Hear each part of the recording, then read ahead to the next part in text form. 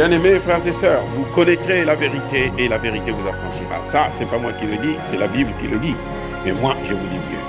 Vous connaîtrez la vérité historique, notamment celle de vos ancêtres kémites, et vous aurez une vision globale de ce que c'est que la vraie souveraineté politique. J'ajoute, vous reviendrez à la spiritualité africaine ancestrale et vous comprendrez les enjeux de l'indépendance économique.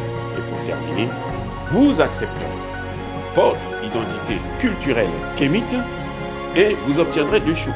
La première, c'est la paix. La seconde, c'est le développement, à une condition. L'unité de toute l'Afrique noire, l'unité de tous les Noirs du monde entier. Otep à tous, bienvenue sur la chaîne des panafricanistes par essence, par conviction et par excellence. Celle des citoyens kémites par nécessité et obligation de combat. Nous sommes une chaîne qui n'est guidée que par nos ancêtres et rien que par les ancêtres qui appartiennent à l'égregore du monde noir. Par conséquent, nous ne croyons en aucun Dieu venu de l'étranger. Toutefois, cette vidéo n'est aucunement destinée à inciter à la haine ou à la violence, car nous menons un combat qui est d'abord et avant tout spirituel, intellectuel et démocratique. Ensuite, il est politique, géopolitique et géostratégique. Contre l'impérialisme, le colonialisme, le néocolonialisme et l'endocolona, qui sont tous qualifiés de crimes contre l'humanité. Nous menons ce combat sur la base du principe fondamental que nous avons hérité de nos ancêtres kémites, qui est celui de la Mahat, c'est-à-dire solidarité, vérité et justice. Vous êtes donc en droit de connaître la vérité, et nous avons l'obligation de vous dire la vérité, rien que la vérité, afin que justice soit rendue au continent africain. Et ça, c'est notre modeste contribution dans cette noble lutte en faveur de la souveraineté, la dignité, la solidarité et l'unité africaine. C'est exactement ça que nous appelons le panafricanisme. Bien-aimés frères et sœurs, vous êtes sans ignorer qu'il y a eu tentative de coup d'État en Russie hier. Moi, j'ai eu vent de cela en écoutant CNN. C'est CNN qui a annoncé. Et j'ai cru comprendre que ici aux États-Unis, notamment dans les grands milieux, au niveau de la CIA, du Pentagone, du secrétariat d'État et de la Maison-Blanche, les yeux étaient braqués sur cette action. Les yeux étaient braqués. Ils suivent cette action de près. Nous, on est en train de suivre. C'est ça qu'ils disent, hein, qu'ils ont dit. Nous sommes en train de suivre cette action de près. Nous sommes préoccupés, nous regardons attentivement pour voir quelles sont les failles pour en profiter. Vous savez ce que ça veut dire? On va faire une analyse politiste, pas politologue, non, je dis bien politiste. Ça signifie que ce sont les Américains, les Occidentaux qui sont derrière. C'est une autre forme de révolution de couleur, comme ils l'ont toujours été. Vous savez, c'est maintenant que les Français commencent à comprendre que De Gaulle avait été viré par les États-Unis. Il y a eu une révolution de couleur pour faire partir le général De Gaulle en mai 68. C'est leur spécialité. Ce que vous voyez là, avec Prigojine, cette tentative de prendre le pouvoir par la force, de tuer Vladimir Poutine, c'est ça qu'on appelle une révolution de couleur, un coup d'État. Maintenant, le plus important, d'ailleurs le président Poutine lui-même l'a dit, il a reconnu aujourd'hui qu'il va traîner tous les auteurs devant la justice.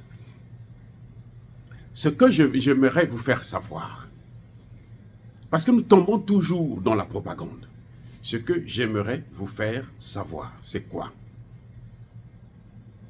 C'est une chose. Quel est le processus de fabrication de ces hommes-là? Dans quelle école ils sortent? Comment on fait d'eux des gens qui se retournent contre leur propre pays? Comment? Comment on fait d'eux des gens qui se retournent contre leur propre pays? Comment on arrive à formater des gens qui ont probablement un avenir radieux devant eux? Et puis eux, ils prennent ça, ils l'assombrissent en faisant de lui un monstre. Et puis, à la fin, parfois la personne n'arrive pas à s'en sortir. Quel est le mécanisme? C'est ça que qui est important à comprendre ici, parce que vous allez appliquer ça sur plusieurs cas. Vous allez voir que la démarche est la même. Ce qu'ils ont l'habitude de faire, et ce qu'ils font toujours, c'est que vous allez le remarquer. Ça, c'est mon avis. Hein, un avis scientifique. Ça, c'est mon avis, ma réflexion personnelle. Parce que pour moi, c'est pas le fait que Prigojine a tenté de faire un coup d'État, mais pour moi, c'est comment Prigojine est arrivé à tomber dans le piège des Occidentaux pour se retourner contre son propre peuple, son propre pays, sa propre nation, un pays qui est en guerre. Et toi, tu viens, tu te retournes contre lui. On l'a eu d'abord par la propagande. C'est eux-mêmes qui t'élèvent. Écoutez bien, ce sont eux qui t'élèvent. On te fait monter. On parle de toi. Vous avez vu à un certain moment, on a parlé de Prigojine partout, sur toutes les chaînes occidentales. Wagner. Les gens ont même écrit des livres là-dessus. Ils ont fait tout ce qu'il faut pour que tout le monde puisse braquer les yeux sur Prigojine et le groupe Wagner. On dit qu'en Syrie, voilà ce qu'ils ont fait. On dit que à Bakhmout, parfois même à Bakhmout, là, ils ont négocié. On dit, bon, nous, on va vous laisser Bakhmout, et puis vous allez nous servir. Comme ça, Bakhmout va faire de vous un grand. Vous avez vu, il a eu la bénédiction de Poutine. Poutine a félicité le groupe Wagner, ainsi de suite. On vous laisse ça, et après, nous, vous vous retirez maintenant, vous travaillez pour nous. Donc, quand vous voyez Prigojine, là, quand vous le voyez là, en train d'insulter le ministre de la Défense, c'est le ministre qui est en charge de la guerre. C'est-à-dire que la guerre, là, c'est lui qui est le responsable de la guerre. Vous voulez le déstabiliser. Quand vous vous attaquez à lui, là, vous vous attaquez pas seulement à lui en tant que tel. En fait, vous vous attaquez au président qu'il a nommé et vous vous attaquez au peuple russe. Eh oui. Quelqu'un qui est en guerre, on ne le déstabilise pas n'importe comment, sauf lorsqu'il commet une faute grave. On a vu Prigojine passer tout son temps à l'insulter, à le machin, tout ça. Parce qu'il savait que s'il attaque directement Poutine, ben, ça ne pourra pas marcher. Il va être viré tout de suite, il va être arrêté, il va être même neutralisé. C'est clair. Donc, on dit, va là-bas, parce que là, Poutine ne pourra pas faire autrement. Et voilà ce qui s'est passé. On fait votre propagande. Parfois, on intimide le monde, on fait croire que non, vous êtes un monstre. Ou on montre que non, vous êtes le meilleur. On a montré que c'est le meilleur en action. C'est le meilleur dans ceci, c'est le meilleur en Russie là. Écoutez-moi bien. La Russie, comme les États-Unis, comme la France a la Légion étrangère, c'est un groupe paramilitaire. La Légion étrangère là, c'est pas l'armée française, si vous ne le savez pas. C'est un groupe paramilitaire, ce sont des mercenaires. Les États-Unis, ils ont les Black Rock, Black ceci, tout ce monde-là. En Russie, là, il n'y a pas qu'un seul groupe paramilitaire. Il y a plusieurs. Donc, eux, ils ont choisi leur groupe. C'est celui-là qu'ils présentent. Vous voyez Wagner. Wagner, c'est bon. Wagner sauve le Mali. Wagner sauve le... Alors que le Mali est en contact direct avec le président Poutine. Mais parce qu'il faut élever le groupe Wagner, on prend tout ça en ensemble. On dit c'est Wagner qui est en train de faire le travail. Donc si en Afrique, là, ça réussit pas, c'est à cause de Wagner. Et après, on vient chez Wagner, on dit bon, vous voyez, nous, on a fait de vous un grand. Vous êtes maintenant le grand, l'incontournable. Vous avez l'argent, vous avez tout. On va vous donner maintenant le pouvoir pour faire un coup d'État. Faites un coup d'État, vous prenez le pouvoir. Parce que maintenant, vous êtes capable de prendre le pouvoir. Parce qu'il a 27 000 hommes, il pense qu'avec les 27 000 hommes, là, il peut évincer, il peut vaincre l'armée russe que les Ukrainiens, avec plus de 400, 500 000 hommes, n'ont pas pu vaincre. avec les forces occidentales, n'ont pas pu vaincre. Lui, avec 27 000 hommes, il pense qu'il va réussir. Vous voyez, ça dit que vous devrez maintenant faire très attention.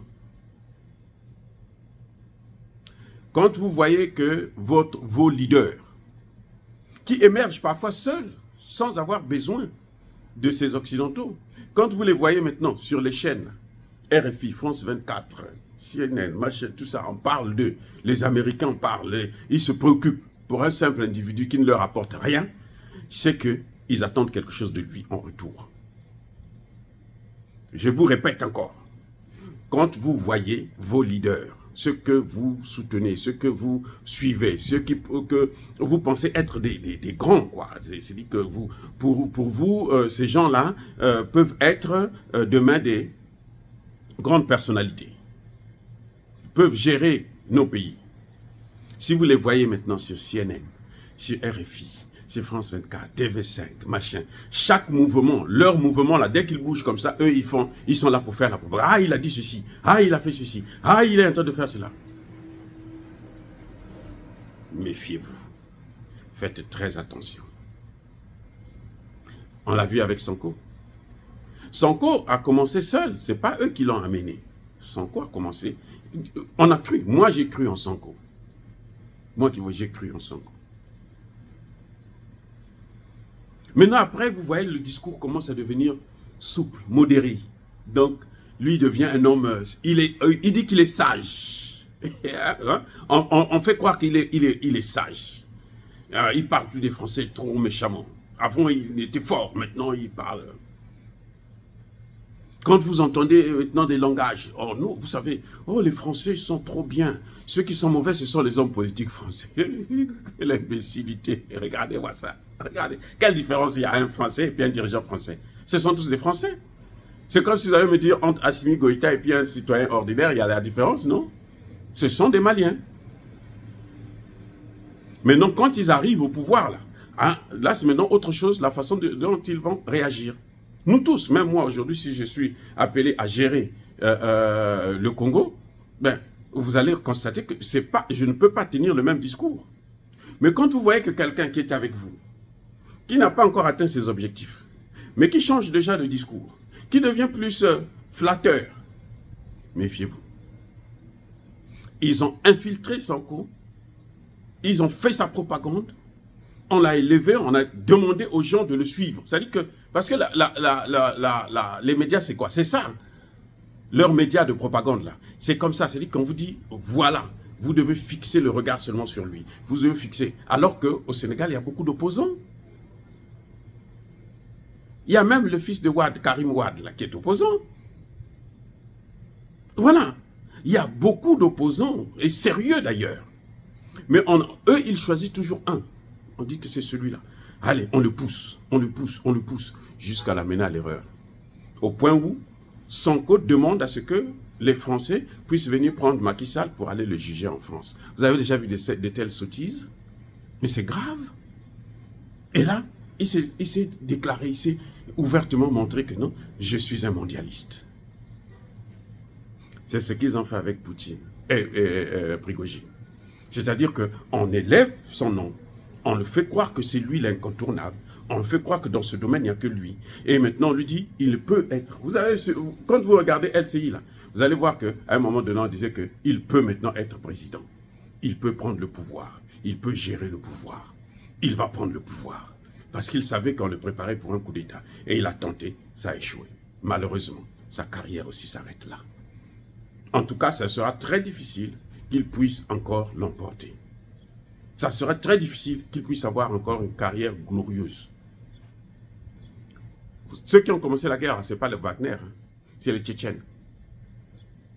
Ce sont les Tchétchènes qui ont commencé. La première, l'entrée là, c'est avec les Tchétchènes. Ce sont eux qui ont occupé là, tout le Donbass. On ne parle pas d'eux. Parce que eux, vous ne pouvez pas les convaincre. Ils avaient déjà travaillé avec les Tchétchènes, ils n'ont pas pu. Donc maintenant, on voit un autre qui est plus proche de Poutine. C'est le cuisinier de Poutine. Le cuisinier. Parce que, en fait, on l'a donné ce nom-là parce que c'était lui qui avait un restaurant pour, comment dirais-je, pour préparer la nourriture pour les militaires, le Kremlin, ainsi de suite. Et c'est comme ça qu'il s'est enrichi. Et donc les Occidentaux ont dit, bon, comme il a pris le goût de l'argent, on va lui donner plus d'argent et on va l'utiliser. Dire cela, c'est inciter à la haine ou à la violence, non. Yabakolerve, Yamaleme. Encore une fois, bien-aimés frères et sœurs, je persiste et je signe. Soyez bénis, abondamment bénis par le Dieu des Kémites et par nos ancêtres angélisés. Mais que tous ceux qui persécutent le continent africain, qu'ils soient noirs, blancs, chinois, arabes, indiens, qui qu'ils soient maudits, punis, foudroyés, neutralisés, effacés, écrasés par ce Dieu des Kémites et par nos ancêtres angélisés. Vive l'Afrique éternelle, j'ai dit et j'assure.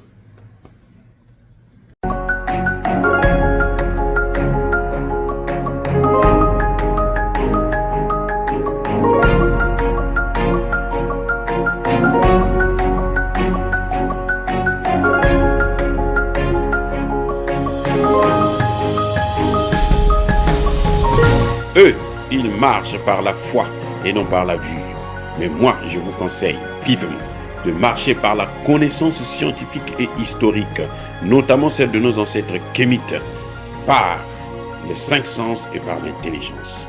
Abou Abia.